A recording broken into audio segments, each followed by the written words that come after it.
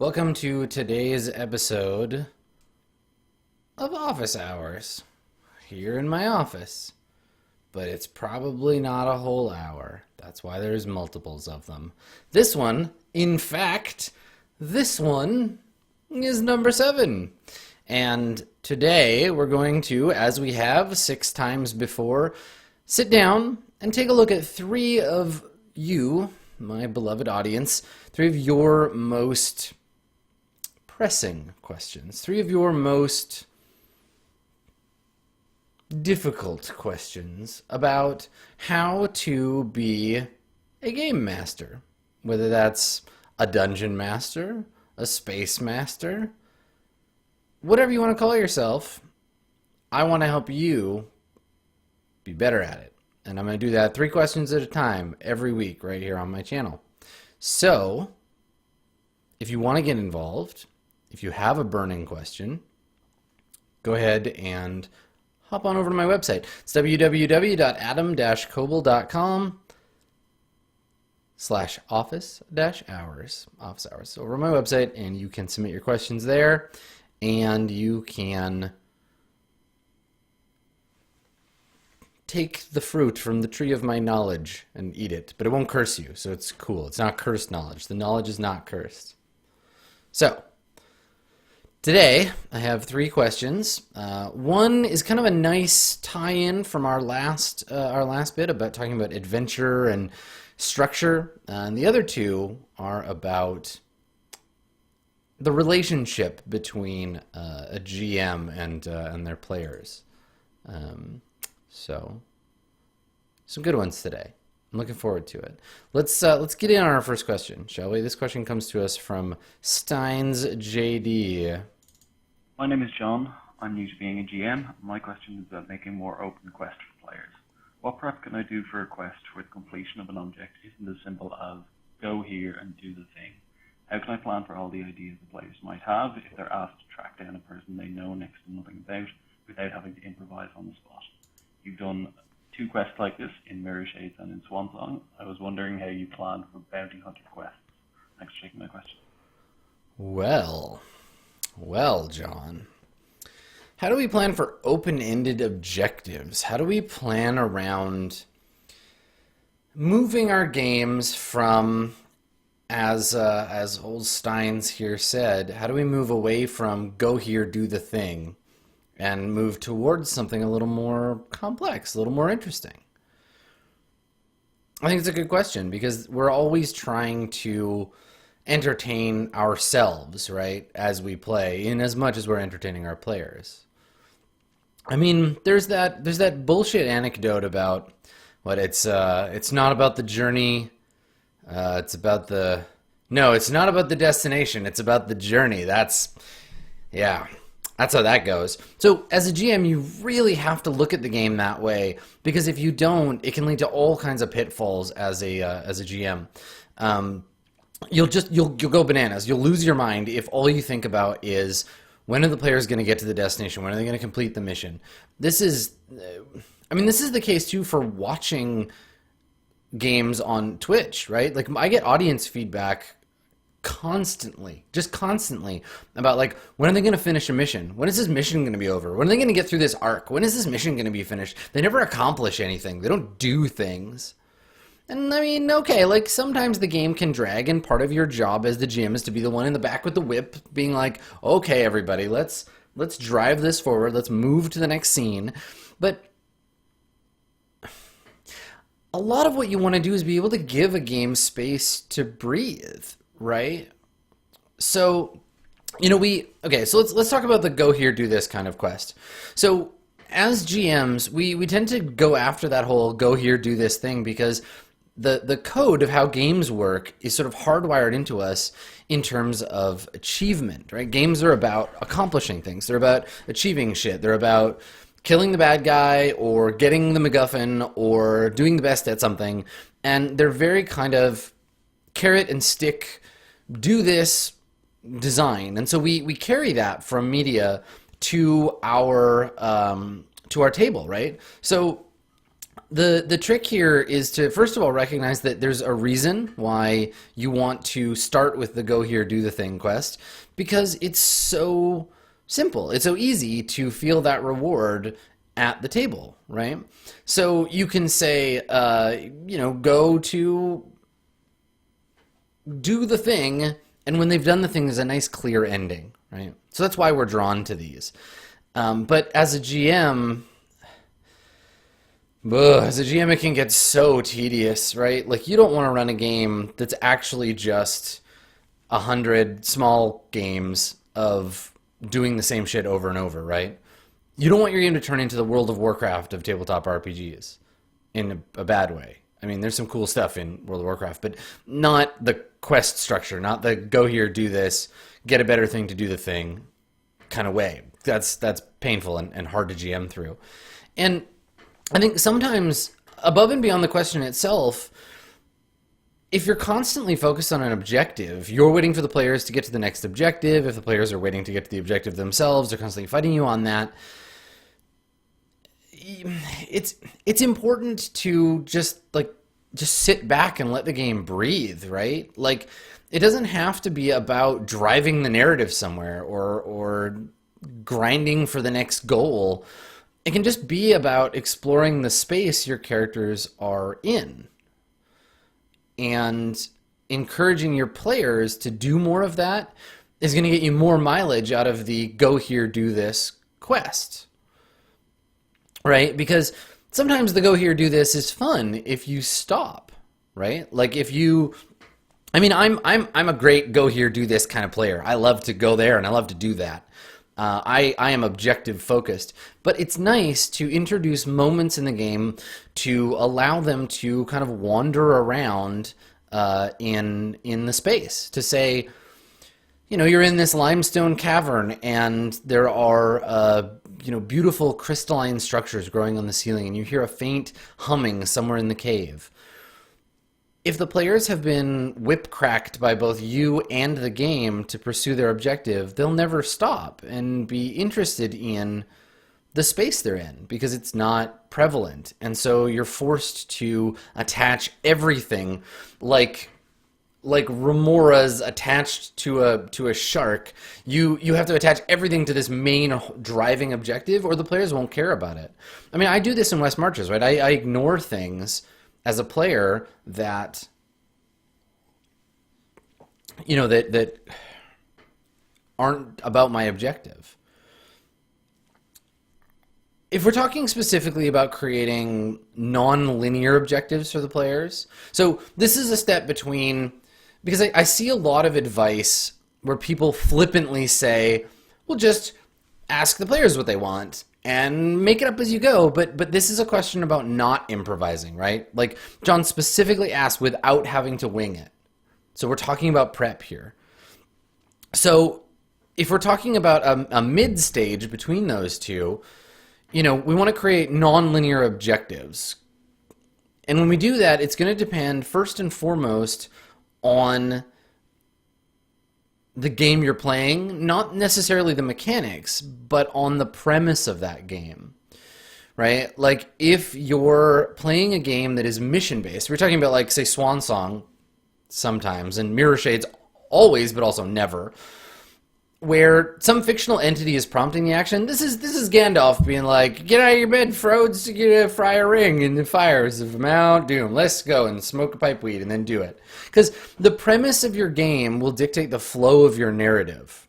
Setting indicates action. And I don't mean, and I eventually, give me 4 or 5 episodes and I'll stop reminding you what I mean when I say setting, but I don't just mean where the characters are. I don't mean the kingdom of Rivenfall. I mean specifically, like, the setting, the premise, what's happening, what's going on, the scenario. If you're playing a game that's about missions, what you can really do is start to change how those missions work. And this can be mission-oriented like Shadowrun, but it can also be quest-oriented, like if you're playing D&D and your players are used to being fed a quest. So you can tweak the parameters of those missions a little bit to get at those options as a GM. And I'll talk a little bit about framing up nonlinear mission objectives in a little bit. But what you can also do is move totally away from this go get 'em tiger style of MacGuffin quest, assassination job, whatever, like go do the thing, blow up the stuff, and explore a game like Dungeon World or the sort of pre-Lumpkin West Marches, this idea of a complex sandbox that a GM is going to be working in, and that's your whole campaign is that, right? And if you're playing that kind of game, yes, there's going to be more improvisation than a fully fleshed out quest is gonna require from you. But hopefully the game itself is helping you sandbox your way through. It's gonna give you some tools and some tables for that stuff, but you'll never get away from improvising just a little. So think about it as and combine some of this, this information, some of the stuff we're talking about now, combine it with something I talked about earlier about just building things that you need to see on screen, the little improvising NPCs thing, because you can do that with a lot of stuff. But this is the thing: if the game isn't helping you and you're not comfortable improvising, you're going to end up having to make stats. You're going to be the guy that made NPC stats for the entire world, and good job, you're the best GM ever. Rest in peace. I'm sorry you died of exhaustion, right? But really, on top of all that, really what we're talking about here is creating a limited sandbox experience inside a linear world, right? If you're playing Shadowrun, your game is a string of beads. Your game is prayer beads on a string. It's you praying the game will go well, and the player's trying to break the string. Each bead, each node throughout the game is up to you to determine the structure, right? Now, a node in that kind of game, if you're playing Shadowrun, might be a simple mission. It might be, here's a nuclear bomb.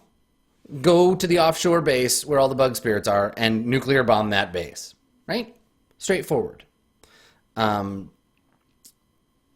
If you're playing that, you can do that. You can string those straightforward beads all together and you got a nice linear game and you're done. But you're going to burn out. You're going to get bored because that's tiring, right?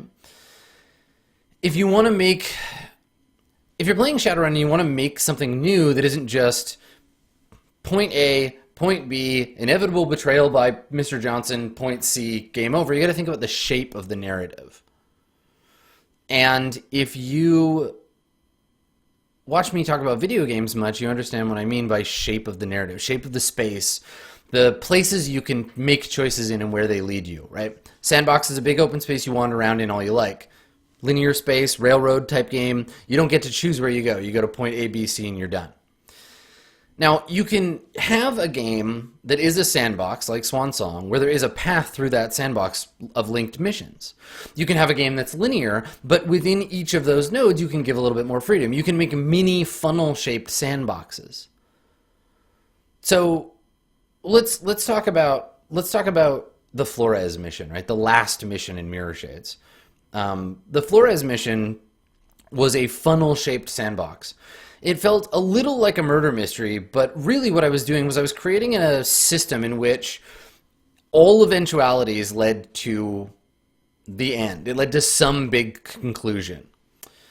So in this way, I created a ton of things in that sandbox, all playing against each other, and put the players into the sandbox and just let the sandbox drain. Because eventually, if the players did nothing, if they focused on some other thing, if they didn't do their goal, if they didn't go after stuff, we would end up in this place where, as technology would get a hold of Flores, instead of the Universal Brotherhood, or the Universal Brotherhood would take advantage of him, the players would find out, well, that's it. You failed your mission. And don't be afraid to say that. Don't be afraid to say, there was a mission, you pursued it, but you didn't pursue it quite hard enough, and so the front clock, ran out. My main advice here is going to be to give your players a goal, but give yourself space to explore the parameters around that goal. Who might be opposing them? Who might be there to help them? What else is going on? What do they not know yet that finding out will change about the narrative? Let them move around in that space. Let them fuck around a little, but let those other interests move on their own too. Imagine other areas of the sandbox that have agency in the same way the players do, and let them pursue their goals. If the players are too slow to act, if they choose to hold off, then what you're going to end up having is they're going to fail, and that's okay. That'll lead into the next thing. Maybe you're backtracking. But here's the thing, don't punish them for looking somewhere that's interesting and fun to them, right? Reward your players for pursuing whatever thing they think is cool, but keep in mind that there are ramifications for not doing the goal set in front of them. There are ramifications for failure. You want an aphorism? You want a one sentence? You want a one sentence for this? Whatever the player characters are doing, whether it's going after the bounty or spending 3 entire sessions trying to seduce a local landowner, whatever they're doing, that's the main quest, right? There are no side quests in a tabletop role-playing game. Wherever the spotlight is, that's the main quest. So keep that in mind. And honestly, like, just from a platitudes perspective, the improvisational stuff gets better. You're going to get better at it. It gets easier to do every time you do it. And it's something that you will realize you made up most of a session and it wasn't that hard.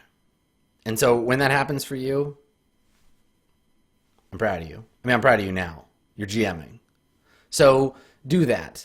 Practice in little ways and turn over some of the narrative authority where you can. So there you go. Unclear objectives for missions. Missions in which you can wander around and explore a little. The players might know things, the characters might not. Let them wander around. Pay attention to what the character's doing. Be a fan of their behavior, whatever ridiculous behavior that might be. So our next question is about, I guess it's about games and the mechanics of those games, but it's also about the feeling of engaging certain mechanics and whether you're doing it fairly or not. Let's see what Sir Aftalot has to say. When handing out rewards for my campaigns, I tend to find I always regret having handed out too much or too little. How do I find a happy medium?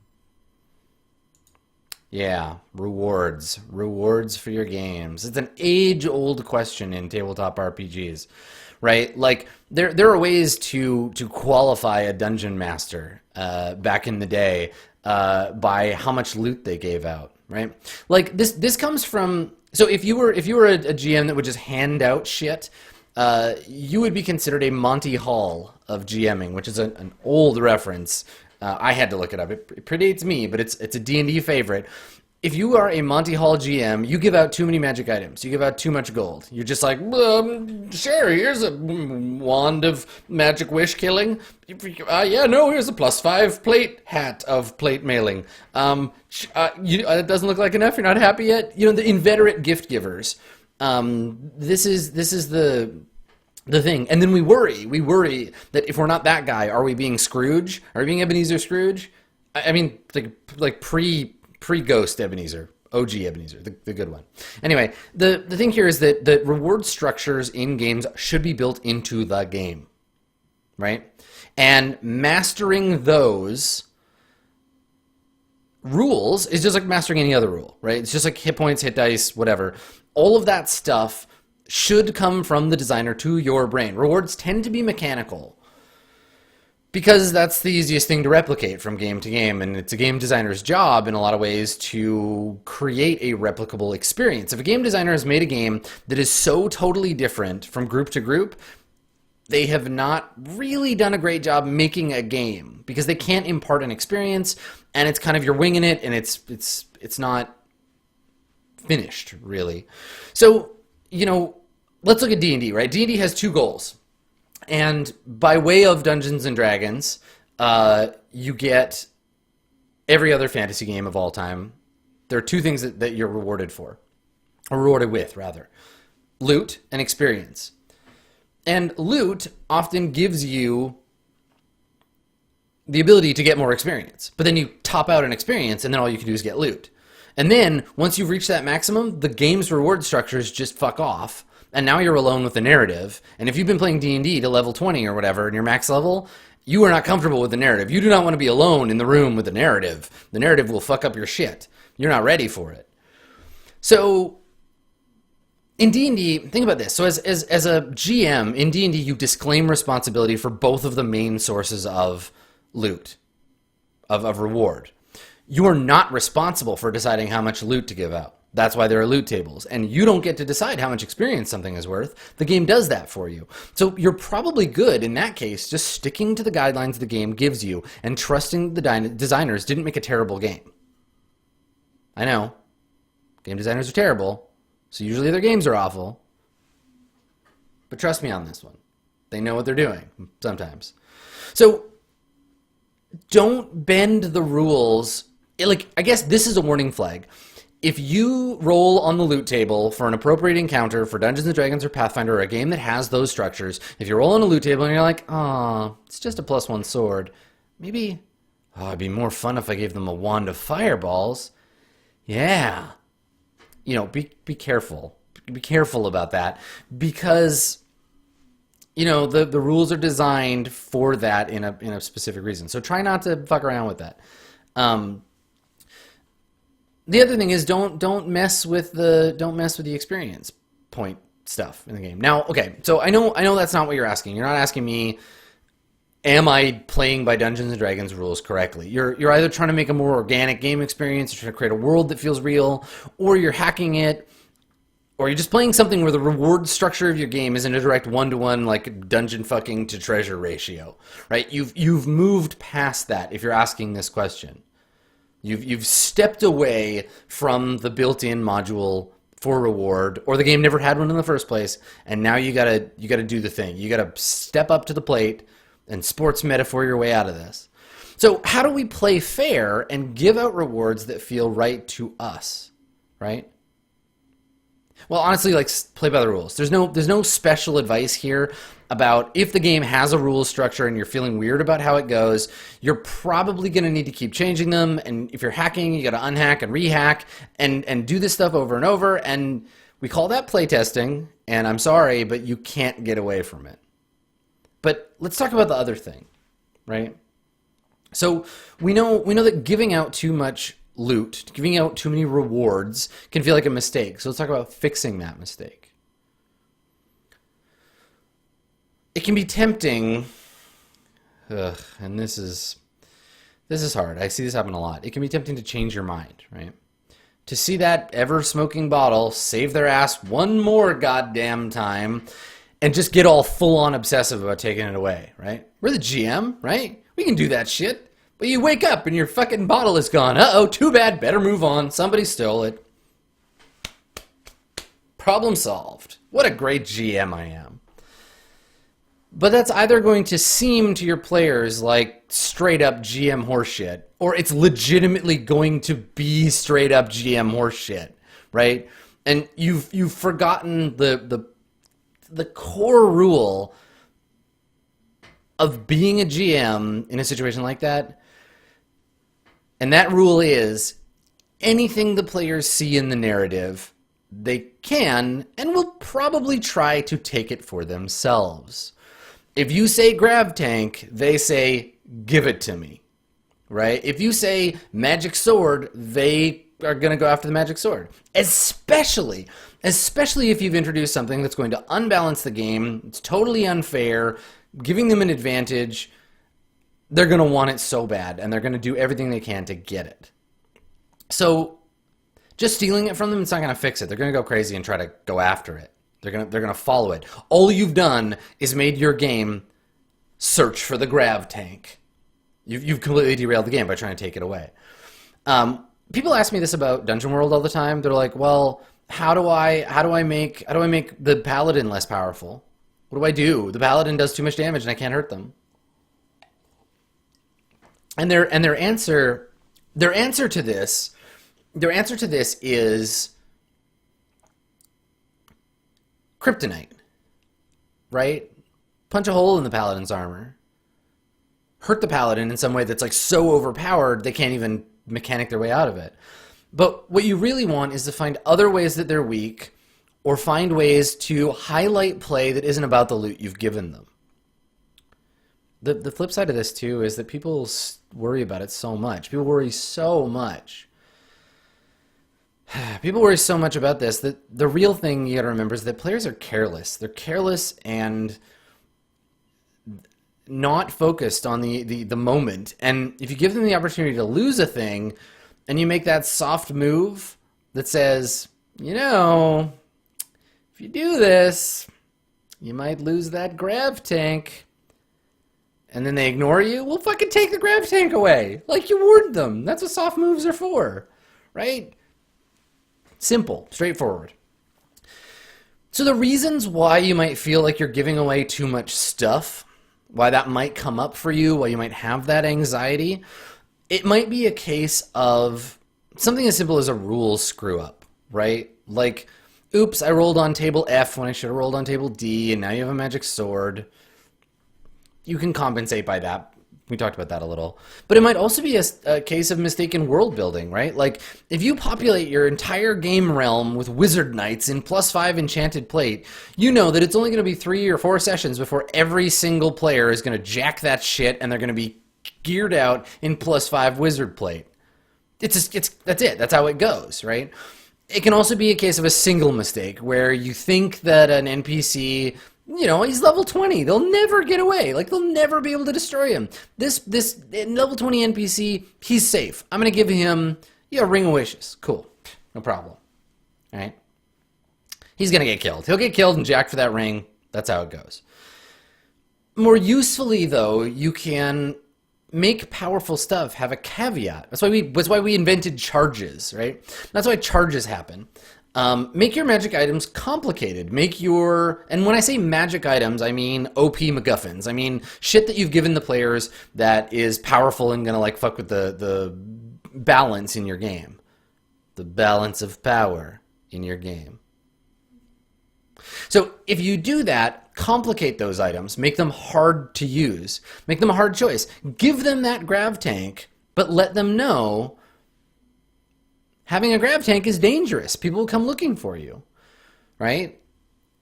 Someday, if you see him in chat, see him floating around in chat, ask John Harper, hey, tell us about the nuke. Because he gave a nuke to his Swan Song or his Stars Without Number crew. Totally wasn't worried about it, right? No problem. Make using the items a hard choice. Tie them into the fiction. It's going to reinforce the narrative. It's going to be so much more fun for all of you, right? Put all that in there. Reinforce that stuff with hard choices because that's what role-playing games are all about. Now, on the flip side, if you feel like you're giving away too little, yeah, there he is. If you feel like you're giving away too little, you can fix that by just like slowly turning the generosity knob up. Just grab a hold of that generosity knob. Just turn it up a little, like just a little bit, right? And this is coming from someone who I am a remarkably stingy game master. I do not give out rewards easily. I'm a bit of a jerk that way. And so this is the thing, like when I am merciful and I give out something cool, it's nice. It's the surprise of like getting a thing. Now, I'm not ever saying don't give the players what they've earned. Earning something, like working for something and getting it is so important to the reward structure of any game. Don't do that. Do not stop them from getting the things that they have earned. But don't just give them shit for free. If you promise less than nothing and give them what they've earned, anything on top of that is just going to be frosting, right? They're going to love it. Reward structures come from the game and they flow outward. Don't think of yourself, if you can handle it, as an arbiter of rewards. You're not fucking Santa Claus here. You're not GM Santa Claus. It's about populating a believable universe with stuff and then just playing by the rules of the game. Do that. Do that. And if your game doesn't have rewards structures built into it, or you don't like the reward structure, just accept that you're going to have to hack it. You're going to have to like deal in both senses of the word. You're going to have to hack the game itself, and you're going to have to gird your loins and hang on to that. So again, like I said in the last question, this is all practice, right? It's a practice thing. Right? You got to learn the game you're playing. And learn your players, too. You've already taken the first step, right? You're conscious of this issue for you as a GM, and you're working on changing it. So keep at it, right? Nose to the grindstone. You'll get better. I promise. Thank you for your question, Sir Afterlap. So Our last question is a good one. I like to end on these kind of feelingsy notes. I like the feelingsy questions. These ones are good because I feel my way through GMing a lot. I'm a big emotive GMer. So get ready for this one. This is a good one. This is about what it feels like to be a game master. My personality has me rooting for my players at all times. The problem with this is that I tend to be too eager to shower them with praise, either in the form of magical items or by allowing things to fall into place a bit too easily. In your own personal opinion, where should a GM draw the line in the amount of fondness actively shown toward their players? Is this knowledge naturally obtained from trial and error, or a mentality that the GM has to force upon themselves? Now, I was tempted here, instead of answering Chris's question, just to like spend the next 15 minutes replaying that audio clip over and over again. But instead, I guess you'll have to listen to me. So, Chris, great question, and I think that it goes both ways. Like your particular problem is that you like your players too much, and gosh, that's a cute problem to have. You have a cute problem, Chris. That's adorable, and you're awesome. And gosh, I think I feel that way too. Now, the answer to this question might get a little bit. It might get a little weird. We're gonna go to a weird place. But so I feel like this too. I love the characters that my players make. I love them. I love them so much.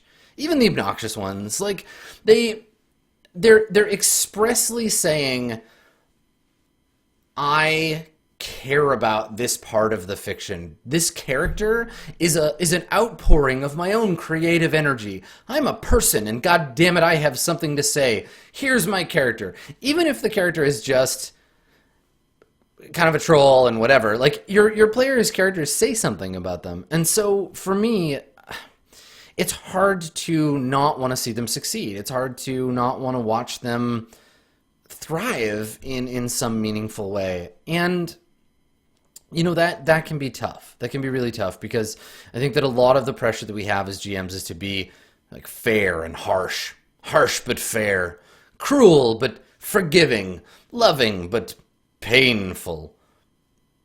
So there's that pressure, right? And I get criticized all the time for letting PCs live and not murdering anybody, or not going out of your way to eviscerate and destroy everything. But I'm like, whatever. Shrug, because that's how I do. And I bet you most of you don't do that either, right? Now, this advice, I'm just ripping it off. I'm just going to rip it straight off. Here we go. There's a book on my shelf. I'm just going to tear a page out of it, metaphorically, and just give it to you. And you can take it home with you. And we're going to talk about it. So I'm going to read verbatim something from a role-playing game that changed my life forever as a GM. And I had some of these ideas planted beforehand, but this phrase, I GM by this phrase all the time, forever now. Like, I just can't get around it. And, well, here it is, right? Courtesy of one Vincent Baker. Be a fan of the player's characters. Right?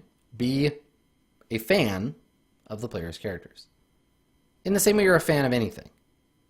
You're a fan of an artist. You're a fan of a character on a TV show. It's poetry, right? Be a fan of the player's characters. It's poetry, but Apocalypse World does a horrible job explaining any more than that. Vincent just says, be a fan. I don't know how. I don't know how you do it. Just go do it. Go. Just be a fan, right? There's like one or two more sentences, but they don't explain that. They refer to a different rule.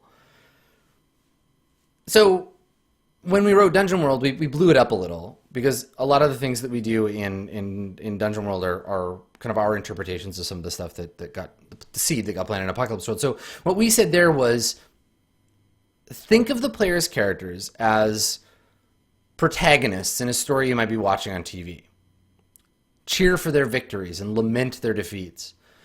You're not here to push them in any particular direction, just to participate in fiction that features them and their actions. Now, people misinterpret be a fan as just give out hand jobs all session. Be like, yeah, you're a cool wizard. You get 5,000 experience. Yeah, fighter, good job. You can have 2 more swords. Hey, thief, yeah, you're the king of the thieves. All right, players, you're all the best. Who wants 12 spaceships? That's not being a fan, right? That's not being a fan at all. That's giving everybody everything that they want, and that's bullshit. Don't do that. Be a fan in a more aggressive way, right? I think, okay, so I really think that part of any GM's job is to get excited about the characters in the game, to see what they're doing and be like, whoa, shit, they're awesome.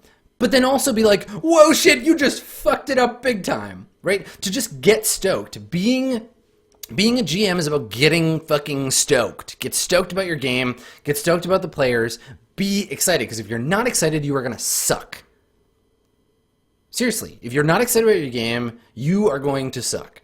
You're going to be a terrible GM, and that's just how it goes. But the thing is, you can be excited about both triumphant success and fucking embarrassing failure and still be a fan. Because we love watching characters on TV and in movies suffer, right? We love watching them get punched in the face only so that they can rise again. Or we like watching villains get their just desserts, right? You want to give mercy, you want to challenge your players, you want to cause chaos and give them things to react to. Your job, among a bunch of other stuff, because being a GM can be kind of complicated, is to say, I wonder what would happen, ... and then let the players use their characters to surprise you. Understand the characters, love them, think about them when you're not playing, wonder what would happen, ship them, just ship them with NPCs. Think about what, like, care about them the same way you care about a character in an anime or whatever, a HBO show, because that's going to fuel your fire to be a better game master, right? The thing here is, and I'm going to share a little secret with you. Share a little secret, right? Nobody here's a player. We're all GMs. We don't play role-playing games, all right? Everybody ready? You ready? You ready for the little secret? Okay, so here's the thing, right? The players want to suffer too. They've all got a little masochistic streak in them. They want their GM to make them work for their rise to power. And a glorious fall is often just as satisfying as a triumphant rise, right? Players want the big feels. They want their character to get the spotlight. They want us all to care about their character. They want moments of triumph. But they want to earn them, right? Players just want cool things to happen to their character, and sometimes that cool stuff is getting that sword they've always wanted, but sometimes it's losing an arm against the orc chief, right? Like, it's not just about you being fond of your characters, it's about you being kind to them in a way that isn't helping them grow. So rather than try to police your good vibes about all the cool shit your players are coming up with, channel it into that very special form of hurts so good love that only a GM can administer. Find where they need pushing to become a bigger, better, more interesting character, and then just fucking push the shit out of them, right? Just get in there with the... It's a kind of affection for the characters, too, right? Because you're saying to the player, I'm challenging you. What if? And then what? Come on. Come at me, right? Burning Wheel does this with beliefs, right? Where you're like, oh, you think the king is a great guy? Cool, you stumble into the king's chambers while he's murdering somebody. Now what are you going to do, motherfucker? Right?